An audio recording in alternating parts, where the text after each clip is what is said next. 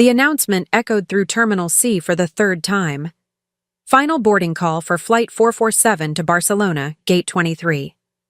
I sat there clutching my boarding pass, watching the last passengers disappear down the jetway while my phone remained silent. No missed calls, no frantic texts, no family rushing through the airport looking for me. Just the hollow echo of my own breathing and the devastating realization that they had actually left without me. Before we jump back in, tell us where you're tuning in from, and if this story touches you, make sure you're subscribed, because tomorrow I've saved something extra special for you. My name is Wanda Phillips, and at 68 years old, I had just learned the most expensive lesson of my life about the difference between being loved and being useful. The family vacation I had planned and paid for, the reunion I had orchestrated to bring everyone together, had become the moment I discovered I was nothing more than an ATM with a pulse to the people I treasured most. But here's what they didn't know as they settled into their first-class seats somewhere above the Atlantic Ocean, probably toasting with champagne I had purchased.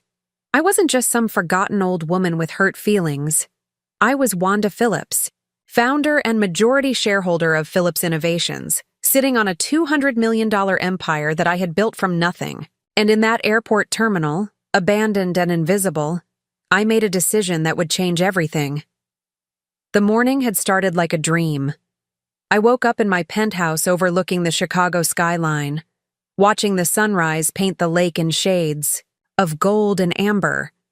Today was supposed to be the culmination of months of planning, the beginning of a 2-week family vacation to Spain that I had been imagining for over a year. Not just any vacation, but a celebration of my retirement and a chance to finally spend uninterrupted time with the people who mattered most. I had retired 6 months earlier from Phillips Innovations, the tech company I founded in my garage 35 years ago, when my husband left me with 3 young children and a mountain of debt. What started as a desperate attempt to create income had evolved into a software empire specializing in healthcare management systems. Hospitals across the country relied on our platforms, and the company now employed over 2,000 people. But success, I had learned, could be a lonely companion when the people you wanted to share it with saw you only as a resource to be tapped. My daughter Sarah, now 42 and a marketing executive in Denver, had been the one to suggest the Spain trip. "Mom, you've worked your entire life," she said during one of our monthly phone calls that always seemed to revolve around her latest financial crisis or career drama. "You deserve to see the world, and we should all be together to celebrate what you've accomplished." Her words had filled me with such joy that I immediately began researching destinations, booking flights, and planning an itinerary that would create memories to last a lifetime. My son Marcus, 39 and a struggling artist in Portland, had been enthusiastic about the idea, especially when I mentioned covering all expenses. "That's incredible, Mom. I've always wanted to see Barcelona, and the kids have never been to Europe." His twins, Emma and Jake, were 16 and had reached that age where family time competed with social media and teenage independence, but even they seemed excited about the prospect of international travel. My youngest, David, 36, and working in finance in New York, had been harder to pin down. "Spain sounds great, Mom, but I'll need to see if I can get the time off. You know how demanding my schedule is." I did know. David worked 70-hour weeks at an investment firm, chasing bonuses and promotions with the same relentless drive I had once possessed. But when I offered to arrange everything and handle all the logistics, he agreed to join us. The planning consumed me in the most wonderful way. I spent hours researching hotels, restaurants, and cultural sites. I booked a luxury villa in Barcelona with enough space for all 9 of us. Myself, my 3 children, Marcus's wife Jennifer, and the 4 grandchildren ranging in age from 8 to 16. I arranged private tours of the Sagrada Familia and the Picasso Museum, made reservations at Michelin-starred restaurants, and even hired a private chef for several evenings at the villa. The flights alone cost $37,000. I had purchased first-class seats for everyone because I wanted this trip to feel special from the moment we stepped onto the plane. I bought travel insurance, arranged for ground transportation, and even opened a separate checking account specifically for vacation expenses, depositing $50,000 to ensure we could enjoy ourselves without worrying about money. In the weeks leading up to departure, I felt more energetic and purposeful than I had in years. I shopped for gifts to surprise the grandchildren during the trip, researched Spanish phrases so I could communicate with locals, and even bought a new wardrobe because I wanted to look my best in the family photos we would take. This wasn't just a vacation. It was my chance to be the grandmother and mother I had always wanted to be, free from the demands of running a company and finally able to focus entirely on my family. The night before our departure, I barely slept. I double-checked our itinerary, confirmed all the reservations, and packed carefully, including special gifts for each family member that I planned to give them during our first dinner in Barcelona. I had even written individual letters to my children, expressing how proud I was of them and how much this time together meant to me. Those letters, sealed and tucked into my carry-on bag, would remain unread. I arrived at O'Hare International Airport 3 hours early, something that had become habit during my business travels. I preferred having extra time to navigate security, grab coffee, and settle into the gate area without stress. Our flight was scheduled to depart at 3:20 p.m., and I was checking in at the counter by noon, my excitement barely contained as I handed over my passport and received my boarding passes. The first sign something was wrong came when I texted the family group chat that I had created specifically for coordinating our trip details. "I'm checked in and at the gate," I wrote, followed by airplane and heart emojis that I had learned to use because the grandchildren had taught me it made my messages more fun. "Can't wait to see everyone." An hour passed with no responses. I assumed they were busy with last-minute packing or dealing with traffic. Sarah was flying in from Denver and Marcus's family was coming from Portland, so I knew they had tight connections to make. David lived closest, just a short ride from Manhattan, but he was always running behind schedule. By 2 p.m., with the gate area filling up with our fellow passengers, I started calling each of them individually. Sarah's phone went straight to voicemail. Marcus answered but sounded rushed and distracted. "Hey, Mom. Yeah, we're on our way. Running a little behind, but we'll make it." The call ended abruptly, and I attributed his tone to travel stress. David didn't answer at all, which wasn't unusual given his unpredictable work demands. I sent another text to the group chat. "Boarding starts in 45 minutes. See you soon." Again, no responses, but I told myself they were probably going through security or dealing with the chaos of traveling with children. The boarding announcement for first-class passengers came at 2:45 p.m. I gathered my carry-on bag and stood, near the gate, scanning the crowd for familiar faces. Families with small children were boarding, followed by business travelers checking their phones and organizing documents. I kept expecting to see Marcus shepherding his twins through the crowd, or Sarah hurrying toward the gate with her characteristic confident stride. When my boarding group was called, I approached the gate agent with my phone in hand, still hoping to see a text explaining their delay. "Excuse me," I said to the young woman scanning boarding passes. "I'm traveling with family members who don't seem to be here yet. Is there any way to check if they've checked in for the flight?" She looked at my ticket and typed something into her computer. Preparing and narrating this story took us a lot of time, so if you are enjoying it, subscribe to our channel. It means a lot to us. Now back to the story. I can see that there are several other passengers on this reservation, but I'm not able to provide specific information about their check-in status.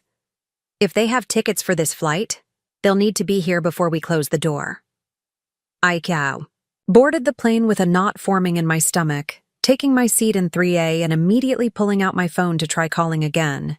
The flight attendant asked me to put my device in airplane mode, but I gestured toward the empty seats that should have been occupied by my family. "I'm waiting for my family. They should be on this flight." She smiled sympathetically, but explained that they needed to prepare for departure. If they're not here by the time we close the cabin door, they won't be able to board this flight. But there are other flights to Barcelona later today and tomorrow. The cabin door closed at 3:15 p.m.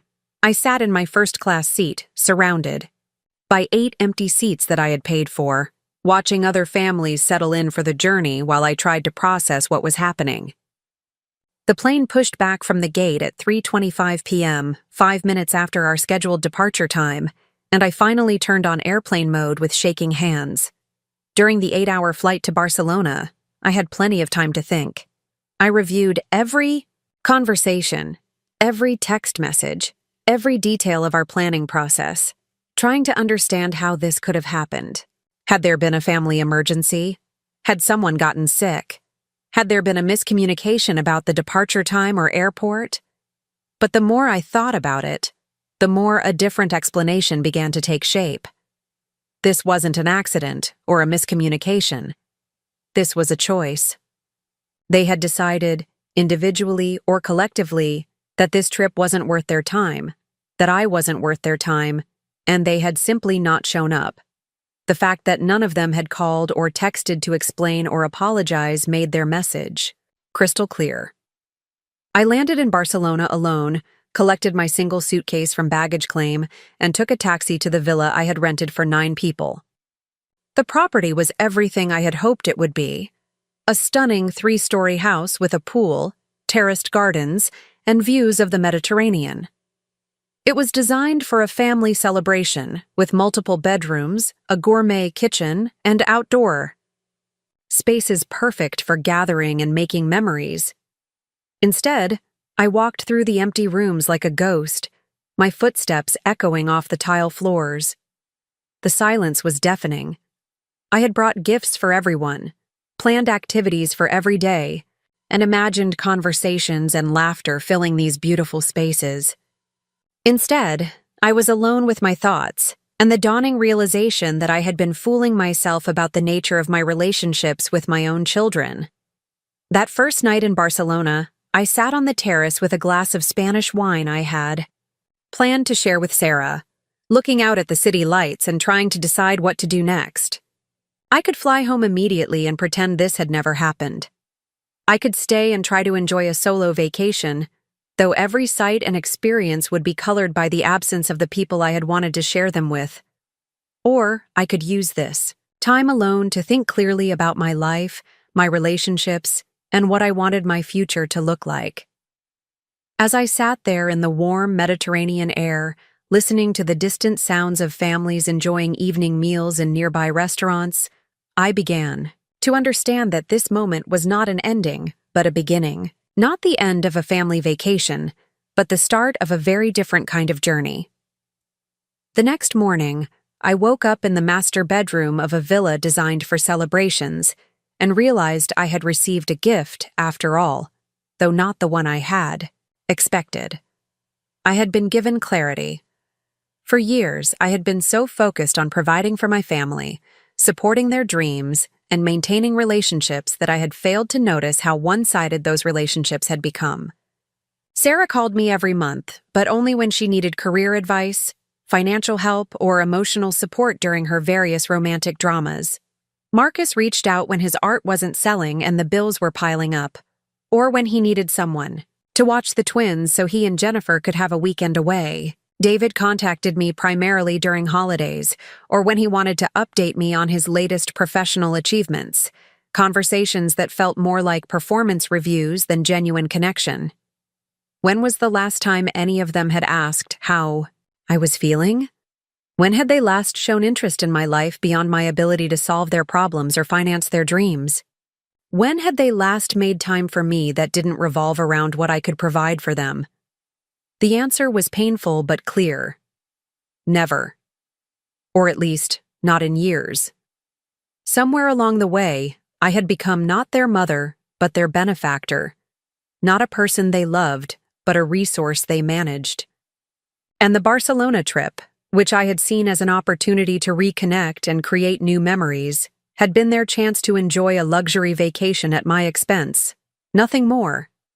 I spent 3 days alone in that villa, thinking and processing and gradually feeling something shift inside me.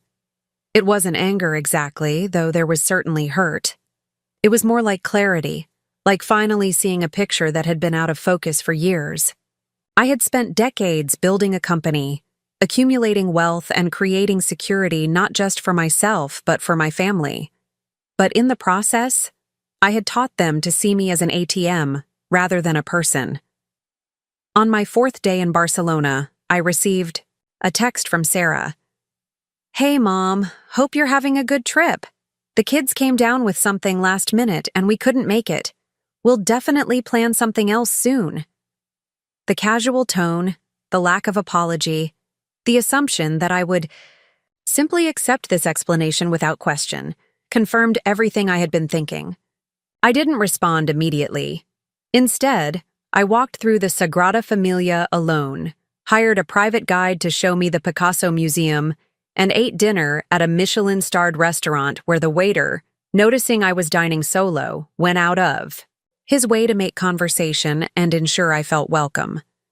Strangers in a foreign country were treating me with more consideration than my own family. That evening, I made a decision that would change everything. I pulled out my laptop and began researching estate planning attorneys in Chicago.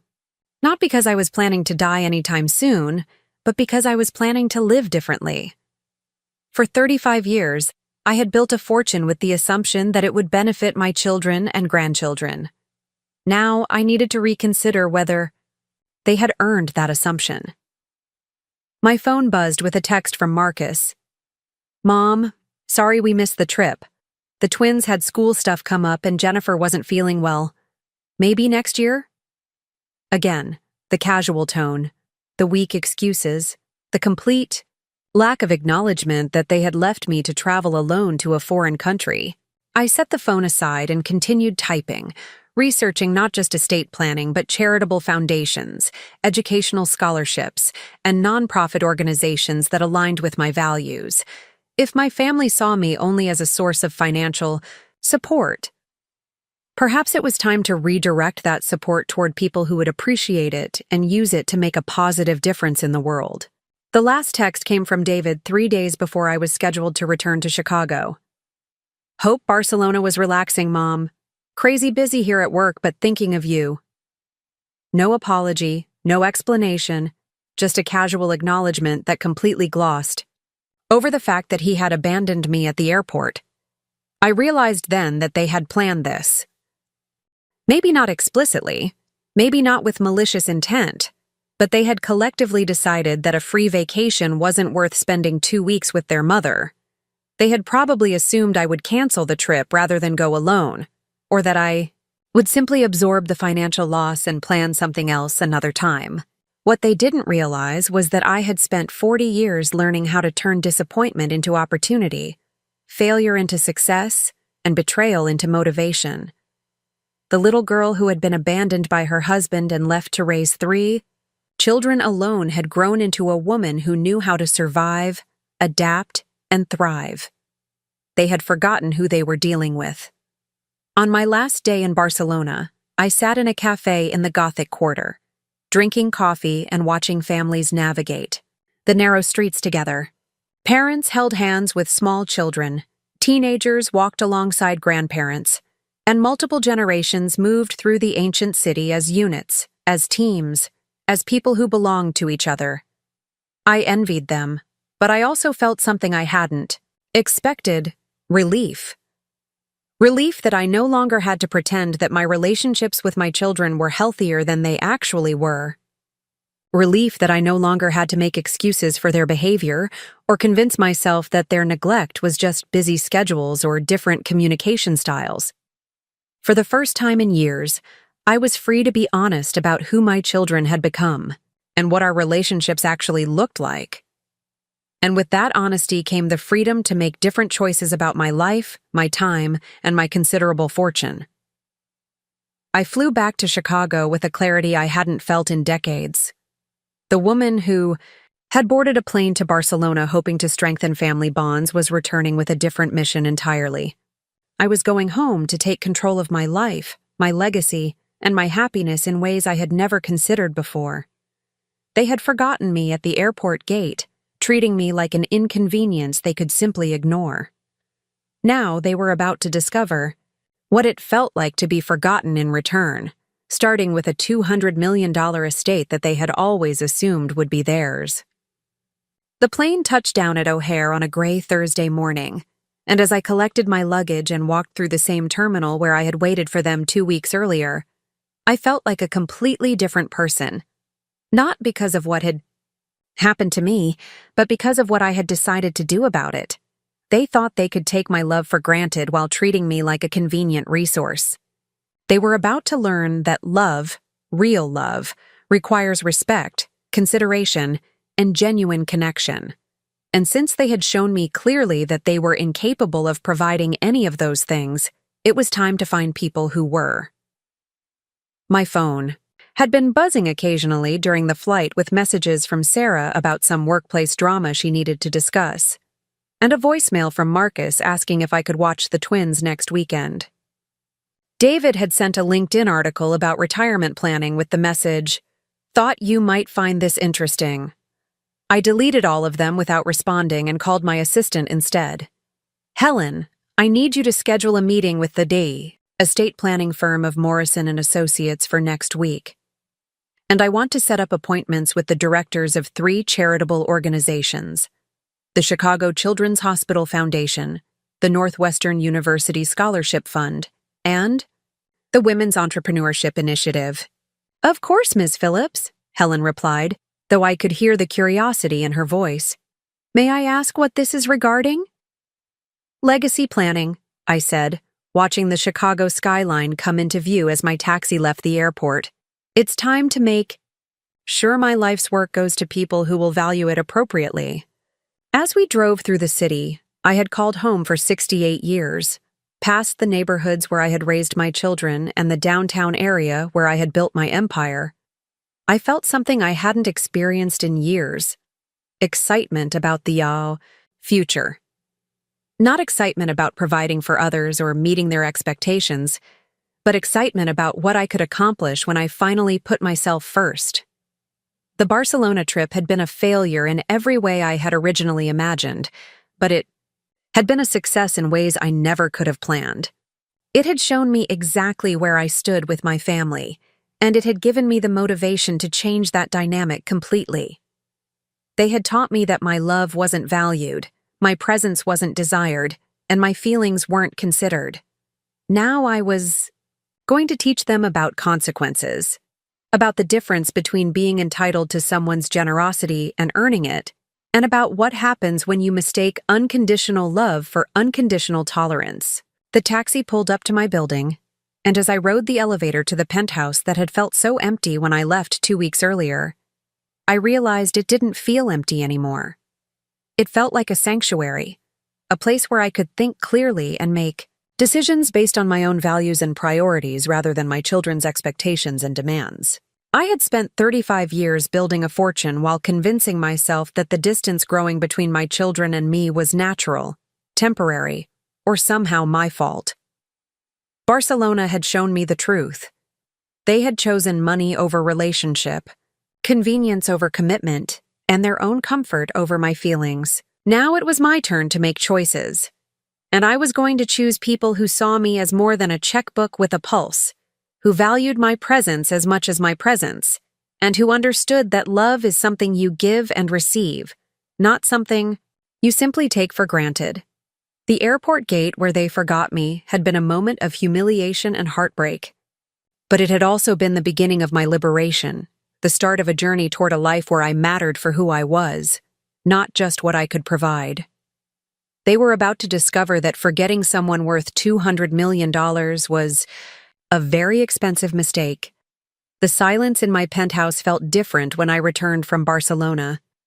It wasn't the comfortable quiet of a peaceful home, but the sharp clarity that comes after a storm has passed and you can finally assess the damage. I set my suitcase down in the marble foyer and looked around at the space I had designed to accommodate family gatherings that had become increasingly rare and increasingly hollow. The oversized dining table where I had hosted Thanksgiving dinners for years, watching my children check their phones between courses. The guest bedrooms I had decorated with my grandchildren in mind, rooms that had been used perhaps a dozen times in the past 5 years. The kitchen where I had baked birthday cakes for people who barely remembered to call on my birthday. Everything in this beautiful home had been chosen with others in mind, and now I was seeing it through new eyes. I walked to my home office, a space that had been my sanctuary during the building years of Phillips Innovations, and sat down at the antique desk that had belonged to my grandmother. She had been a woman who understood disappointment, having raised 6 children during the Depression while her husband drank away their savings. "Wanda," she used to tell me, "never make yourself so useful to people that they forget you're a person first." I had forgotten that lesson somewhere along the way, buried it under years of success and the intoxicating feeling of being needed. But my grandmother's wisdom felt fresh and relevant as I pulled out a yellow legal pad and began making lists. Not to-do lists or grocery lists or gift lists for other people, but lists for me. What did I want? What made me happy? What would I do if I stopped organizing my life around other people's expectations? The first list was surprisingly difficult to write. After decades of defining myself through my roles as mother, grandmother, and provider, I struggled to identify desires that were purely my own. I sat with my pen hovering over the paper for nearly 20 minutes before writing the first item. Learn to paint watercolors. It was something I had mentioned wanting to do years ago, back when Sarah was in college and going through her artistic phase. She had laughed and said something about me being too analytical for art, and I had never brought it up again. The second item came easier. Travel to places I choose, at my own pace. Barcelona had shown me how much I enjoyed solo exploration, making decisions based on my own interests, rather than negotiating with multiple people about where to eat or what to see. The third item felt revolutionary. Spend time with people who enjoy my company, not my checkbook. As I continued writing, I realized how long it had been since I had thought about my own preferences, my own dreams, my own definition of a life well lived. For years, I had measured my success by my children's achievements and my happiness by their satisfaction with what I provided for them. But what about my satisfaction? What about my achievements beyond the financial ones? What about the person I wanted to be in my final decades? The yellow pad filled up quickly once I started. I wanted to take cooking classes, not to feed others, but to explore flavors I enjoyed. I wanted to read books that interested me, not just the bestsellers my children recommended or the business publications that had dominated my reading for decades. I wanted to have conversations about ideas, art, philosophy, and dreams, not just schedules, expenses, and problems that needed solving. Most surprising was the item I wrote near the bottom of the list: make friends. At 68, I realized I had acquaintances, business contacts, and family members, but very few genuine friends. The demands of building a company and raising children had consumed my social energy for so long that I had forgotten how to cultivate relationships that weren't based on obligation or necessity. The lists took me 3 hours to complete, and when I finished, I felt something I hadn't experienced in years: anticipation. Not for an event I was planning for others or a goal I was helping someone else achieve, but for my own life, my own experiences, my own joy. It was terrifying and exhilarating at the same time. The next morning, I started implementing changes immediately. I called the Art Institute of Chicago and enrolled in a beginner's watercolor class that met Tuesday evenings. I signed up for a wine appreciation course at a local culinary school, something I had always been curious about but never had time to pursue. I made an appointment with a personal trainer, not to look better for others, but to feel stronger and more confident in my own body. Then I did something that felt like stepping off a cliff. I changed my phone number. Not my business number, which Helen managed anyway, but my personal cell phone that my children used to reach me whenever they needed something.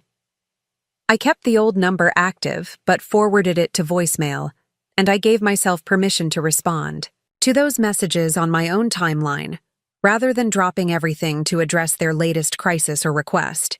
The new number went to a select few people: Helen, my doctor, my accountant, and my neighbor, Mrs. Chen, an elderly woman who had become friendly over the years and who was one of the few people who seemed to enjoy my company without wanting anything from me. Everyone else would have to earn access to my immediate attention. The first test came within 48 hours. Sarah called the old number 3 times, leaving increasingly frustrated voicemails about needing to talk through a situation with her boss. In the past, I would have called her back immediately, listened to 30 minutes of workplace drama, and offered advice she probably wouldn't take. Instead, I listened to the messages and waited 6 hours before calling her back. "Mom, where have you been? I've been trying to reach you all day," she said when she finally answered.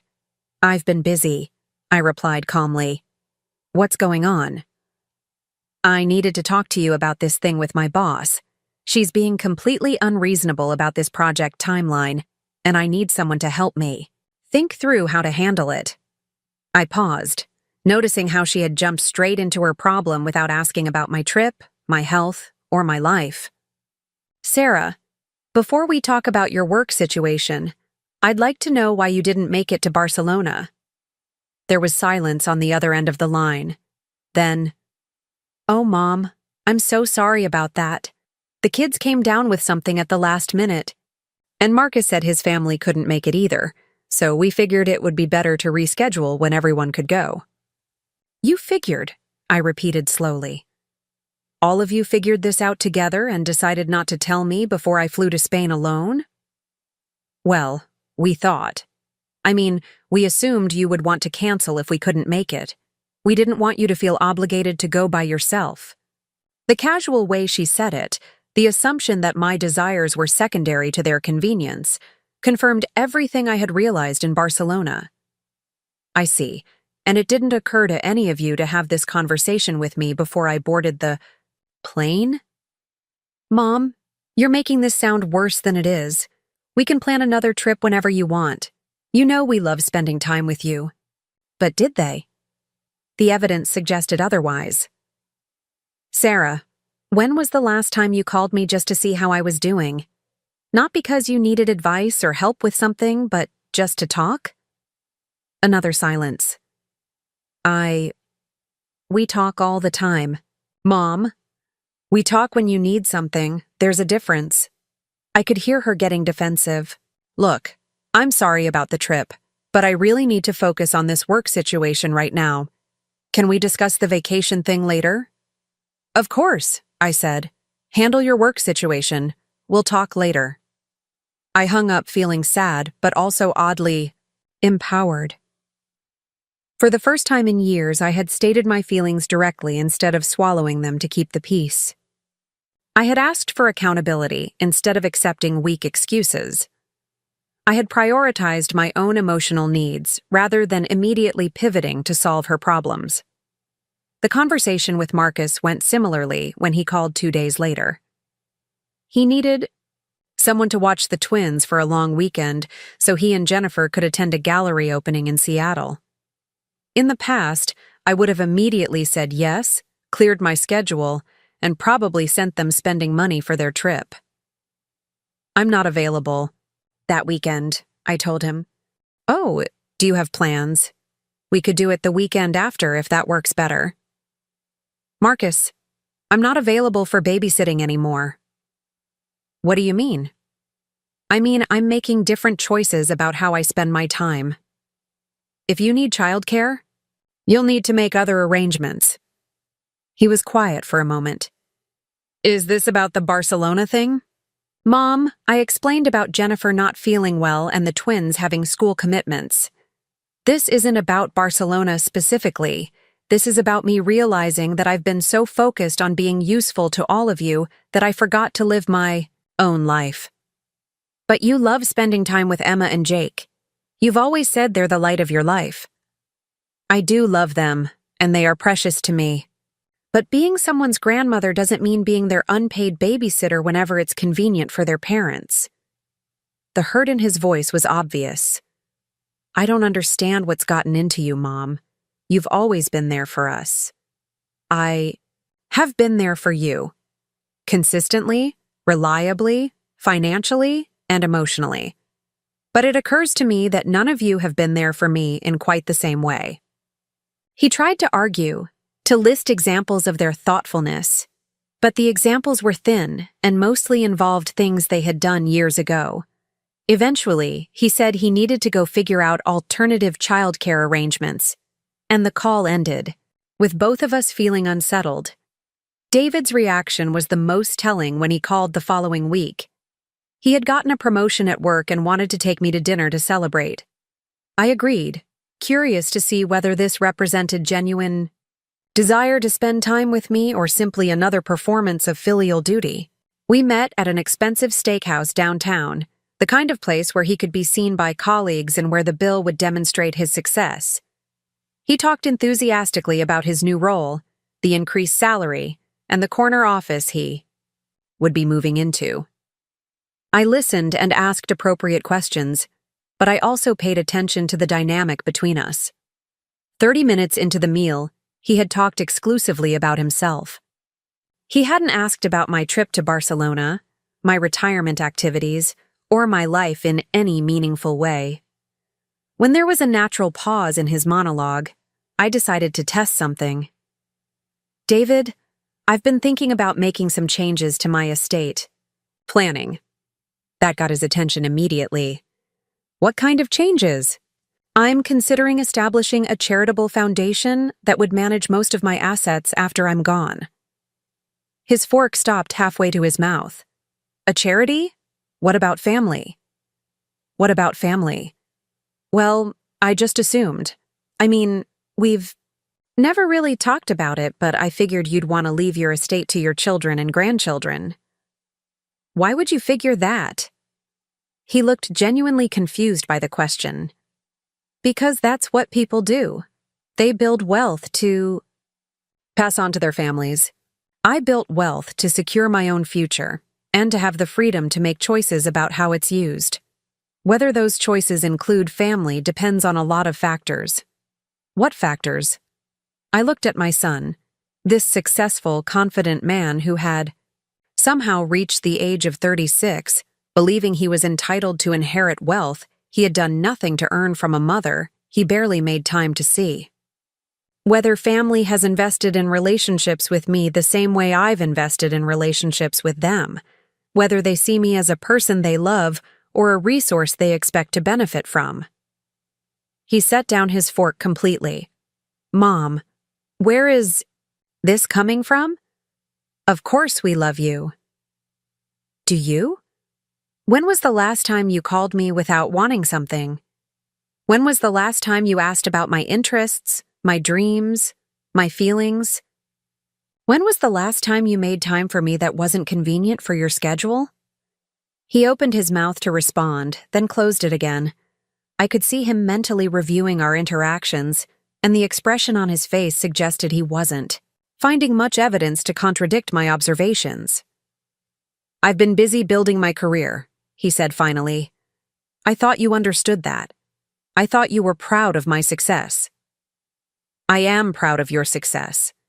But success doesn't excuse neglecting. Relationships with people who love you. I haven't neglected you. David, you didn't show up for a family vacation I planned and paid for. You didn't call to explain or apologize. You sent a text 3 days later saying you hoped I had a relaxing time. If that's not neglect, what would you call it? He shifted in his seat, clearly uncomfortable. We should have handled that better. But you have to understand, the timing was just really difficult with work. The timing was difficult, so you decided not to mention that until after I had already left for the airport? We didn't want to disappoint you. So instead, you abandoned me. The word hung in the air between us. He started to protest, but I held up my hand. I'm not interested in excuses or explanations at this point. I'm interested in understanding who you've become and what kind of relationship you actually want with me.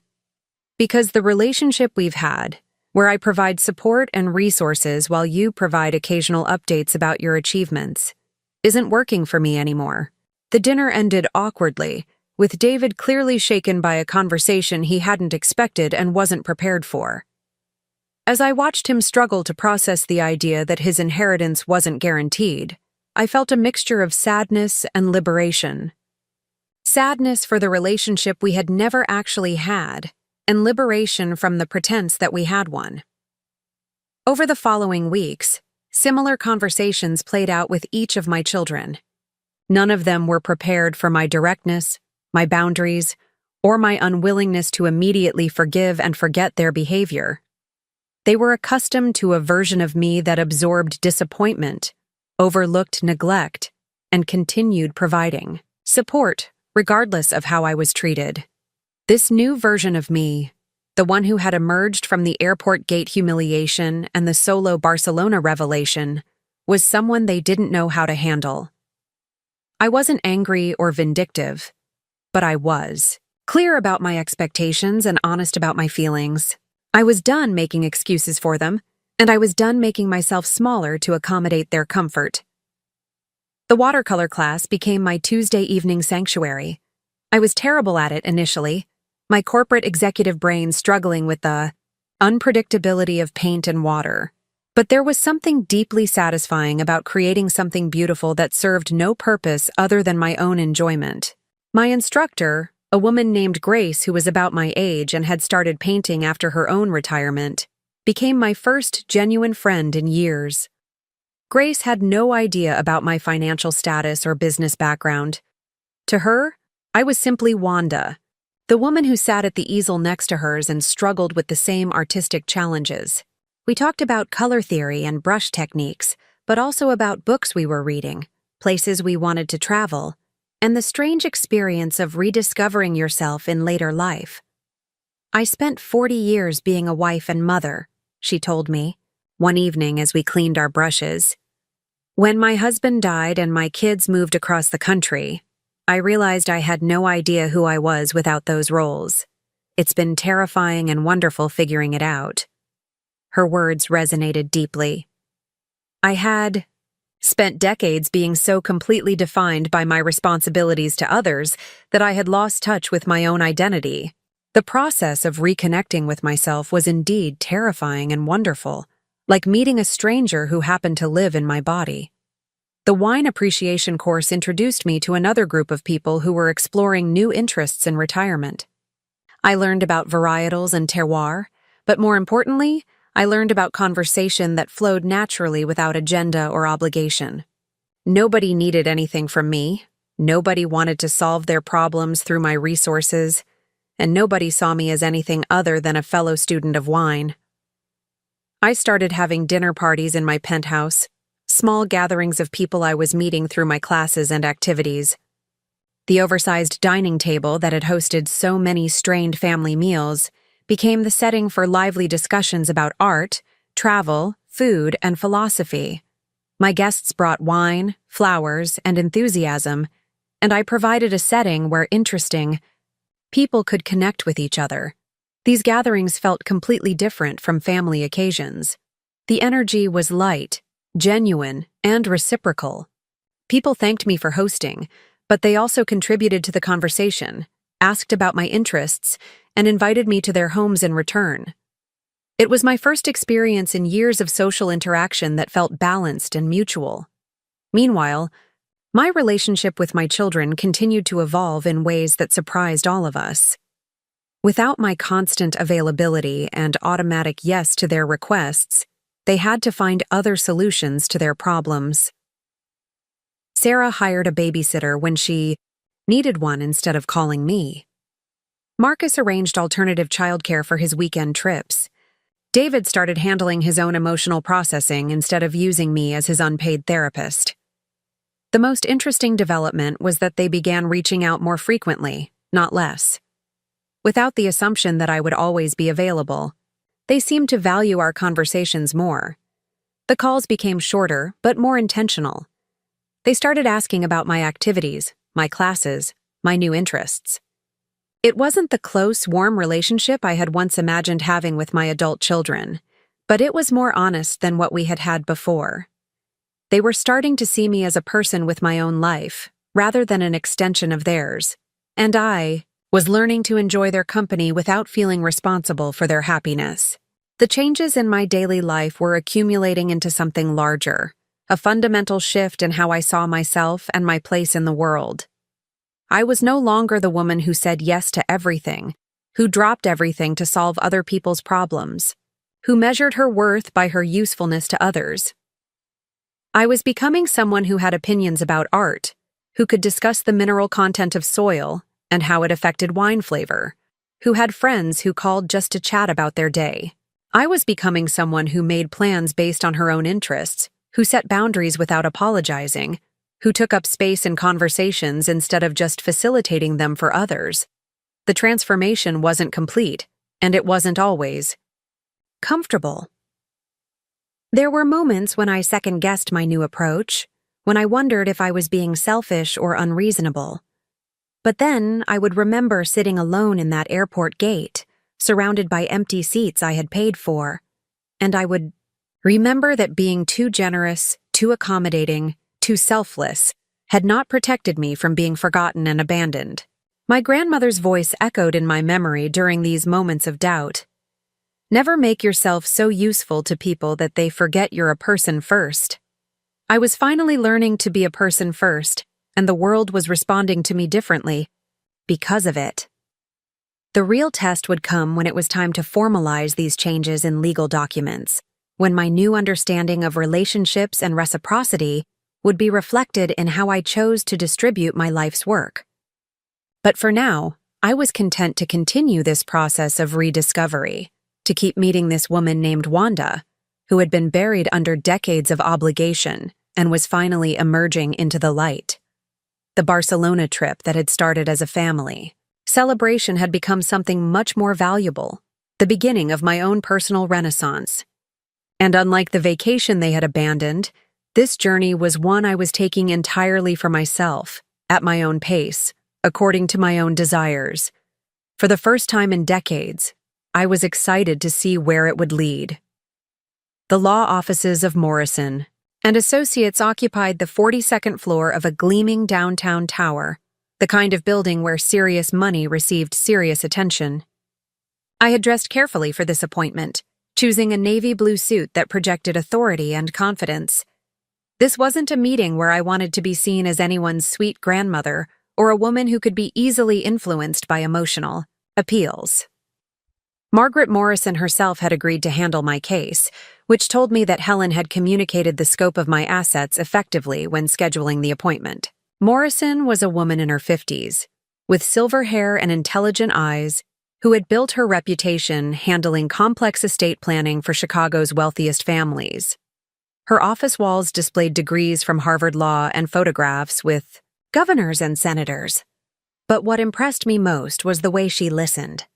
"Mrs. Phillips," she began after we had settled into her conference room with coffee and a thick folder of documents.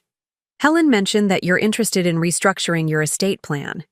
Before we discuss specifics, I'd like to understand your goals and concerns." I had prepared for this moment, but sitting across from this accomplished woman in her beautiful office, I felt the weight of what I was about to set in motion. I need to ensure that my life's work goes to people who will value it appropriately and use it to make a positive impact in the world. That's a wonderful objective. Many of our clients share similar philanthropic impulses. Are you looking to establish a charitable foundation alongside traditional family provisions, or are you considering a different approach? I'm considering leaving the majority of my estate to charitable causes, with minimal provisions for family members. Morrison's expression didn't change, but I saw her pen pause over her legal pad. "May I ask what's driving this decision? It's certainly within your rights, but it represents a significant departure from typical estate planning." I had rehearsed this explanation, but speaking it aloud still felt momentous.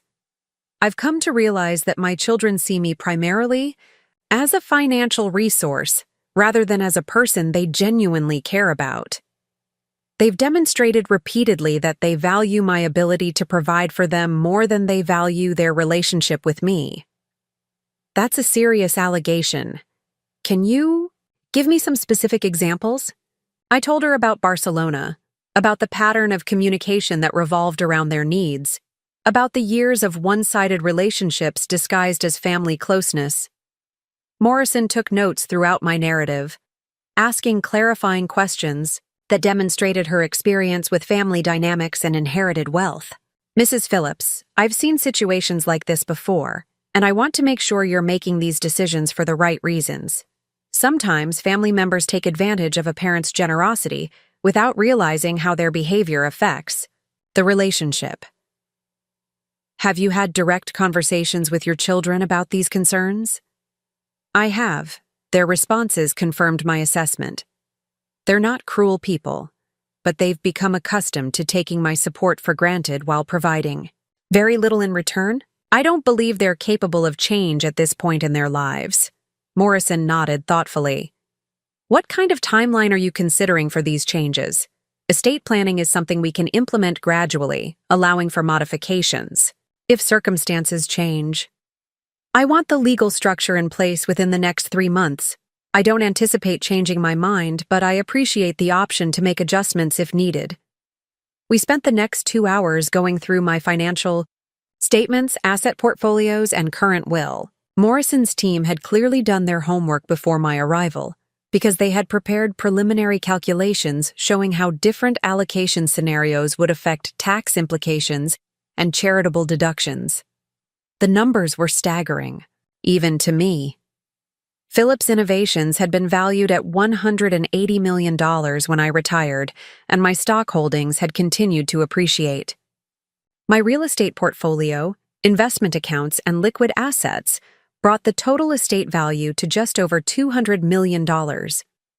Under my current will, my 3 children would each inherit approximately $65 million after taxes and administrative costs. That's a significant inheritance to redirect, Morrison observed. Are you planning to leave them nothing, or are you considering modest provisions? I had thought about this extensively. I want each of them to receive enough to pay off their current debts and have a small financial cushion, but not enough to live comfortably without working. I'm thinking $500,000 each. That's quite a reduction from their current inheritance expectations. How do you think they'll respond when they learn about these changes? They'll be shocked and probably angry. But they've never asked me about my estate plans, never discussed what I might want my legacy to be, never shown interest in my values or priorities. They've simply assumed they were entitled to inherit my wealth. Morrison made more notes. And the charitable beneficiaries? Do you have specific organizations in mind? I pulled out a folder I had prepared over the past month. I want to establish the Phillips Foundation for Educational Excellence, focusing on scholarships for first-generation college students from low-income families. I also want to make substantial donations to Northwestern University's engineering program, the Chicago Children's Hospital, and the Women's Entrepreneurship Initiative. Those are excellent choices. The foundation structure will allow for ongoing grant-making and could become a lasting legacy. Are you interested in serving on the board, or would you prefer a more hands-off approach? I want to be actively involved in the foundation's work for as long as I'm able. This isn't just about redirecting money. It's about creating something meaningful that reflects my values. Morrison smiled for the first time during our meeting. That's exactly the kind of thinking that creates impactful philanthropy. We'll need to establish the foundation as a separate entity, transfer assets gradually to minimize tax implications, and create governance structures that will outlast your personal involvement. The legal complexity was intimidating, but Morrison's team made it clear that they had handled similar transitions many times. We scheduled follow-up meetings to work through the details, and I left her office feeling both relieved and apprehensive. The wheels were in motion for the most significant decision of my life. That evening, I sat in my home office surrounded by financial documents and legal papers, trying to process the magnitude of what I had set in motion. In 3 months, my children would go from expecting to inherit $65 million each to receiving $500,000. The remaining $198 million would be dedicated to helping people who had faced challenges similar to those I had overcome in my youth. The decision felt right, but it also felt enormous. I was essentially rewriting, not just my will, but my entire legacy, shifting from a family-centered approach to a values-centered one. The foundation would help thousands of young people get college educations they couldn't otherwise afford. The hospital donations would fund research and treatment that could save lives. The entrepreneurship initiative would help other women build businesses and achieve financial independence. My children would be disappointed, but they would still receive more money than most people see in a lifetime. They would have opportunities to build their own legacies, create their own wealth, and define their own relationships with success. What they wouldn't have was the cushion of unearned wealth that might enable them to continue taking relationships for granted. 2 weeks after my meeting with Morrison, I received a call from Sarah that reminded me why I was making these changes. She was in financial trouble again, this time because she had quit her job without having another one lined up. The situation with her boss had deteriorated, and she had decided to take a stand for her principles by walking out. "I need to borrow some money to cover my expenses while I look for something new," she said without preamble. "Maybe $20,000 to get me through the next few months." In the past, I would have immediately agreed and probably sent more than she asked for. Instead, I found myself asking questions. "What's your plan for finding new employment? Have you updated your resume? Are you working with recruiters?" "Mom, I just need some breathing room to figure things out. I can't focus on job hunting when I'm worried about paying rent." "Sarah, you're 42 years old. How do you not have emergency savings to cover a few months of expenses?" There was silence on the other end of the line. Then, "I live in an expensive city, and my salary wasn't exactly making me rich. I figured I could always count on family if something like this happened." "You figured you could count on me to bail you out if you made impulsive career decisions." "That's not fair. I took a stand against workplace harassment. I thought you would be proud of me for not tolerating disrespect." "I am proud of you for standing up for yourself. But I'm concerned that you made a major life decision without considering the financial consequences or having a backup plan." "So you're not going to help me?" I took a deep breath. "I'm not going to enable you to continue making financial decisions based on the assumption that I'll cover the consequences. You need to learn to live within your means and plan for uncertainties." "I can't believe this. My own mother won't help me when I'm in trouble." "Sarah, I've helped you countless times over the years. I've covered credit card debt, car repairs, medical bills, and security deposits. At what point do you take responsibility for managing your own finances?" The conversation ended with her hanging up on me, but I felt oddly calm afterward. For years, I had been subsidizing her poor financial planning while telling myself I was being a supportive mother. In reality, I had been enabling her to remain financially immature because she knew I would always provide a safety net. A similar dynamic played out with Marcus the following week. His latest art show had been a commercial disappointment, and he needed help making his mortgage payment. When I declined to provide the money, he became defensive and accusatory. "I thought you wanted to support my artistic career," he said. "You've always said you were proud of my creativity." "I am proud of your talent, Marcus, but being proud of someone's creativity doesn't mean subsidizing their lifestyle indefinitely." "Art doesn't pay like corporate jobs, Mom. You know that. I thought family was supposed to help each other." "Family is supposed to help each other, but help should be mutual, and it should have reasonable boundaries." "When was the last time you helped me with anything?" He couldn't answer that question, and the conversation ended awkwardly with him promising to find other solutions to his financial problems. These interactions reinforced my conviction that my children had become accustomed to treating me like a personal bank rather than a person deserving of reciprocal relationship. They reached out when they needed something, but showed little interest in my life, my feelings, or my experiences. The Barcelona abandonment had been the most dramatic example of this dynamic, but it was part of a long-established pattern. Meanwhile, my new social life was flourishing in ways that surprised me. Grace from the watercolor class had introduced me to her book club, a group of 8 women who met monthly to discuss literary fiction and share wine. The conversations were intellectually stimulating and emotionally satisfying in ways I hadn't experienced in years. These women knew nothing about my wealth or business background.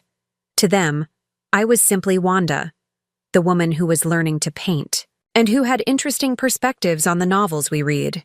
They invited me to theater performances, museum exhibitions, and weekend trips to art fairs in neighboring states.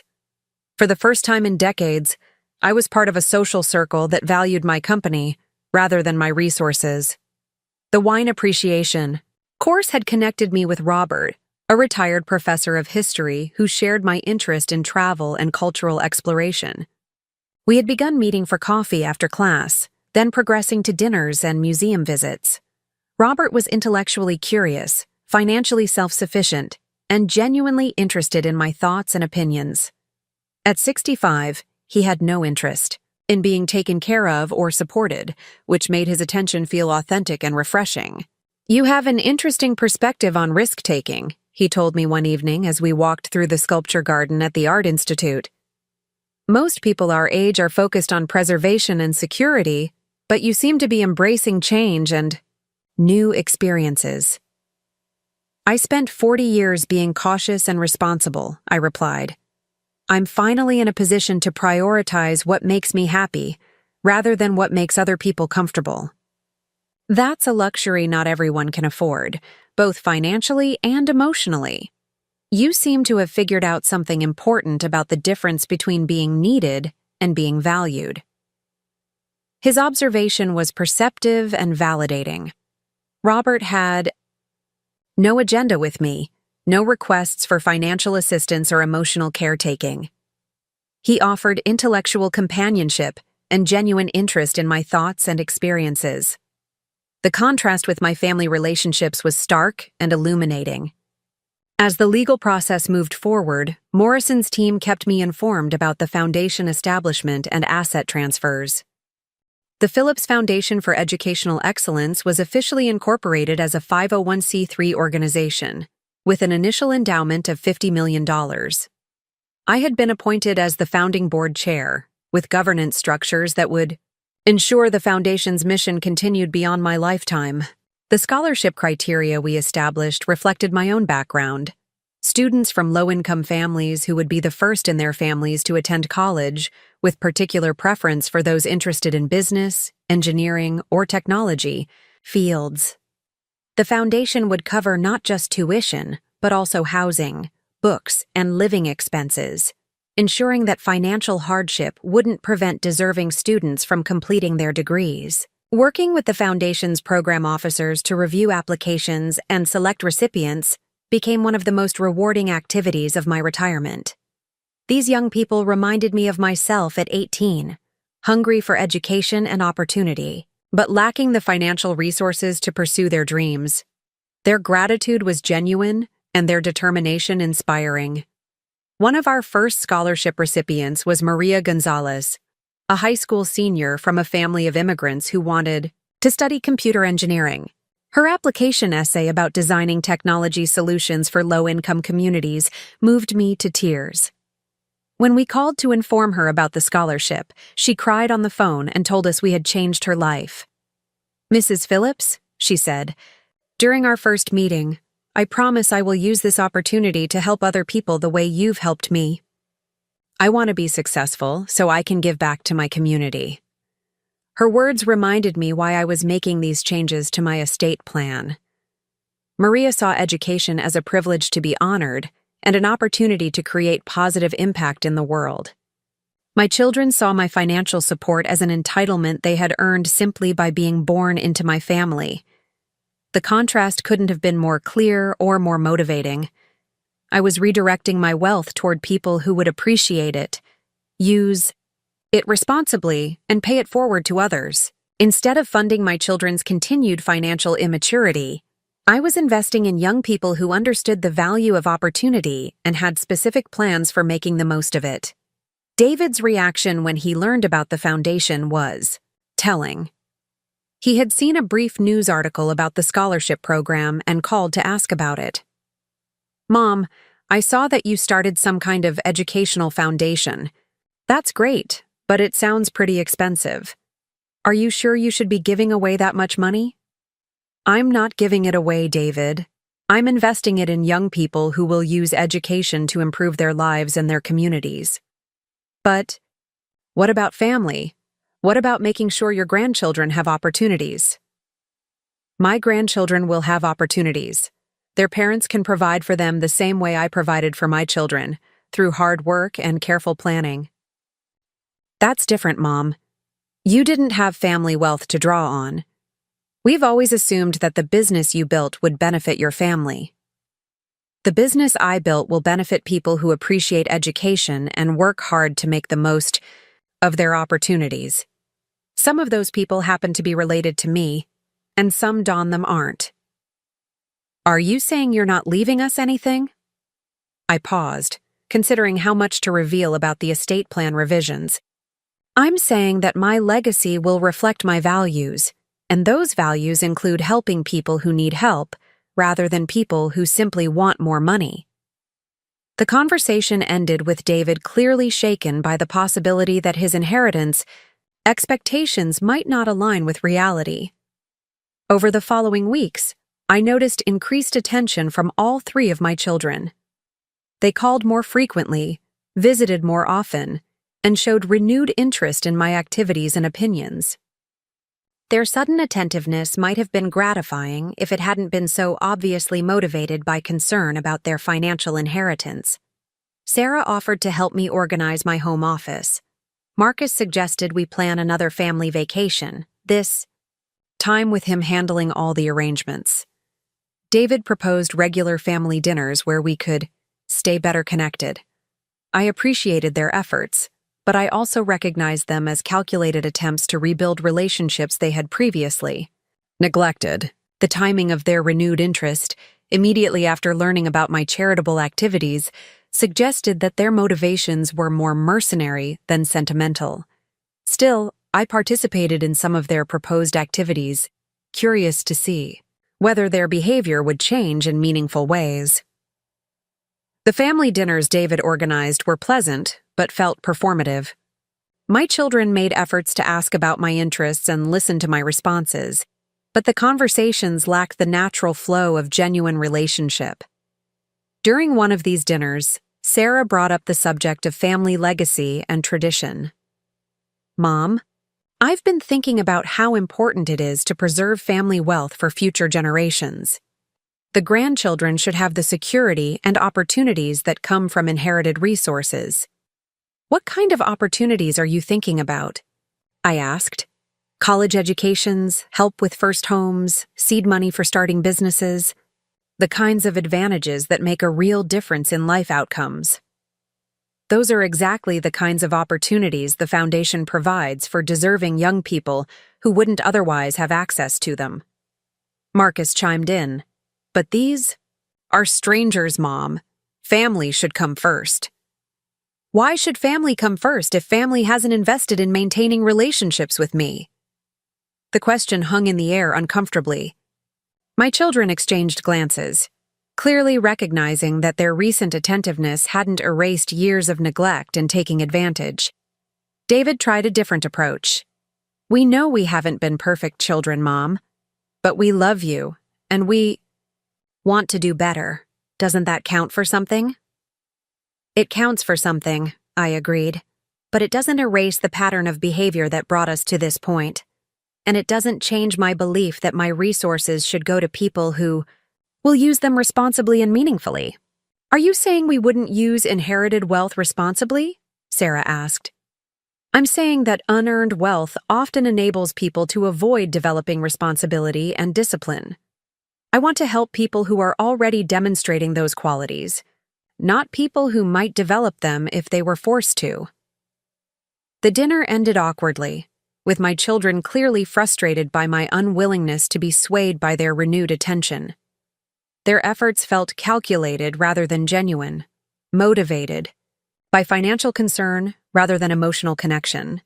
2 months after my initial meeting with Morrison, the legal documents were nearly complete. My new will established the foundation as the primary beneficiary of my estate, with specific provisions for each of my children receiving $500,000 and each of my grandchildren receiving $50,000 when they reached age 25. The amounts were substantial by most standards but represented a dramatic reduction from what they might have expected under my previous will. More importantly, the new estate plan reflected my values and priorities rather than simply defaulting to family inheritance. Morrison called to schedule a final review meeting where we would sign the completed documents. "Mrs. Phillips, I want to make sure you're completely comfortable with these decisions. Once we execute these documents, your estate plan will be fundamentally different from what your family might expect." "I'm comfortable with the changes," I told her. "They reflect who I am and what I believe in. My family will need to accept that my wealth comes with no obligations to fund their lifestyle choices. Have you given any thought to how you'll communicate these changes to them?" "I'll tell them when the time feels right.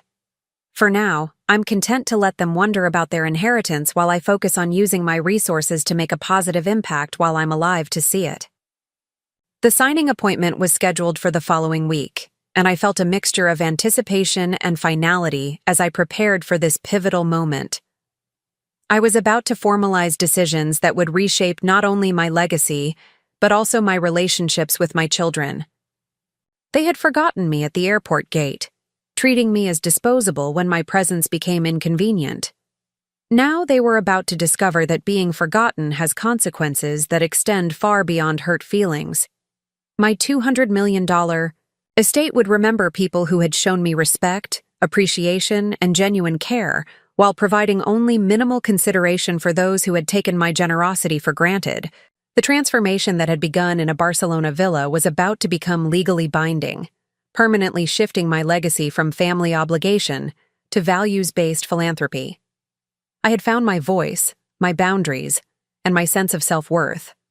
Now, it was time to ensure that my life's work would continue reflecting those discoveries long after I was gone.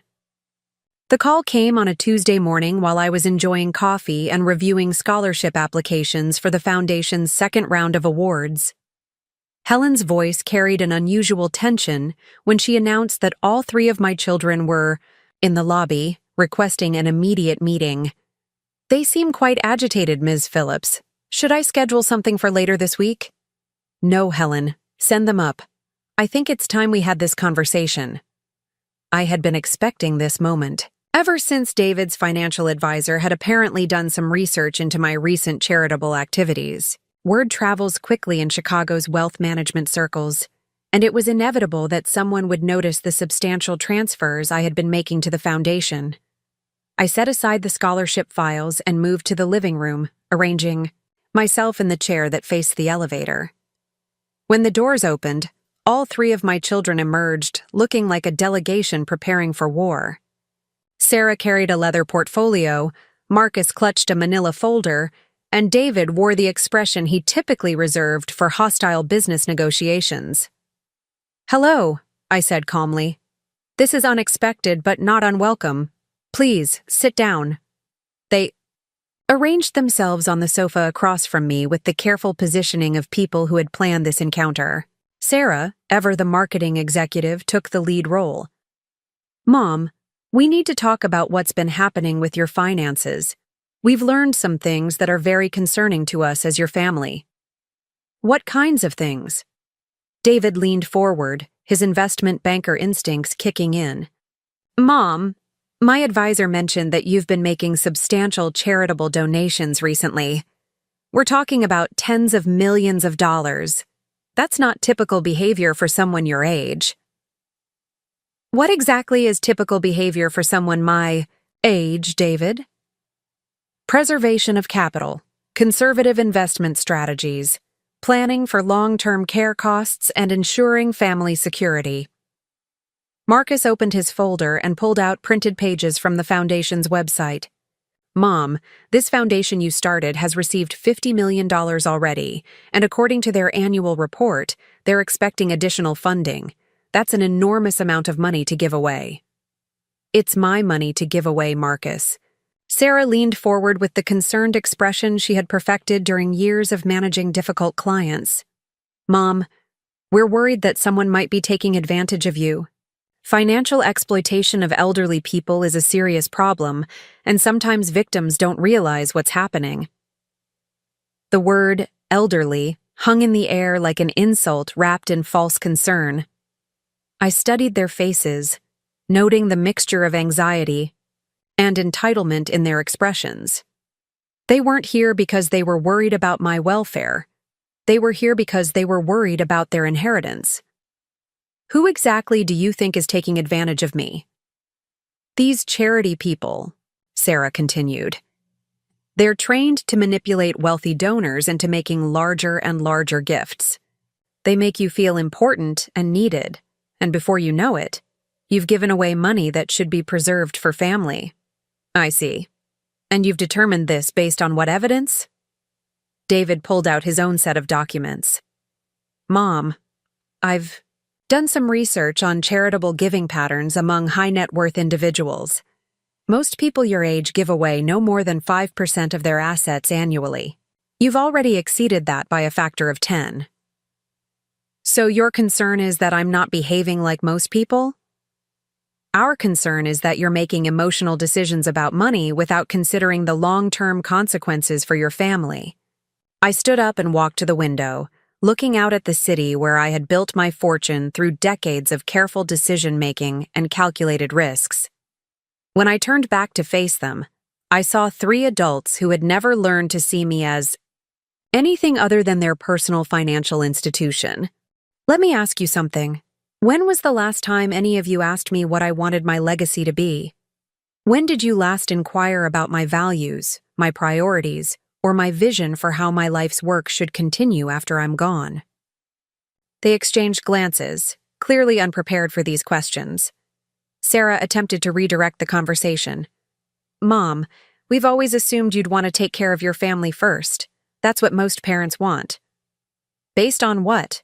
Have I ever told you that funding your lifestyles was my primary goal in life? You've always been generous with us, Marcus said. We thought that meant family was your priority.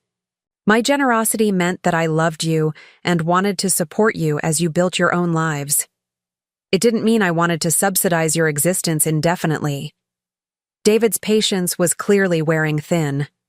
Mom, can we cut to the chase here?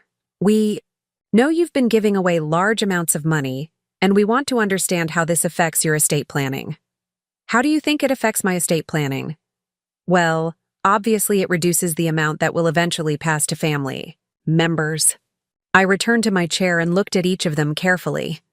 David, you're 36 years old and earn a substantial salary in finance. Do you need an inheritance to live comfortably? That's not the point, Mom. It's about family legacy and tradition. Sarah, you're 42 and have built a successful marketing career. Do you require inherited wealth to achieve your goals? Mom, this isn't about need. It's about what families do for each other. Marcus, you're 39 with a wife and children. Are you incapable of providing for your family through your own efforts? Art doesn't pay like other careers, Mom. You know that. So you've all been operating under the assumption that my wealth exists primarily to supplement your own earning capacity? The directness of my question clearly made them uncomfortable. Sarah tried to soften the conversation. Mom, we're not trying to be mercenary here. We love you, and we want what's best for you. But giving away most of your money to strangers doesn't seem like the best decision for anyone. Why doesn't it seem like the best decision for me? Because you're eliminating your security, reducing your options, and cutting your family out of the legacy you spent a lifetime building. I opened the drawer of the side table next to my chair and pulled out a copy of my new will. I had been carrying it with me for weeks, waiting for this conversation. Since you're so concerned about my estate planning, I think you should see the current version of my will.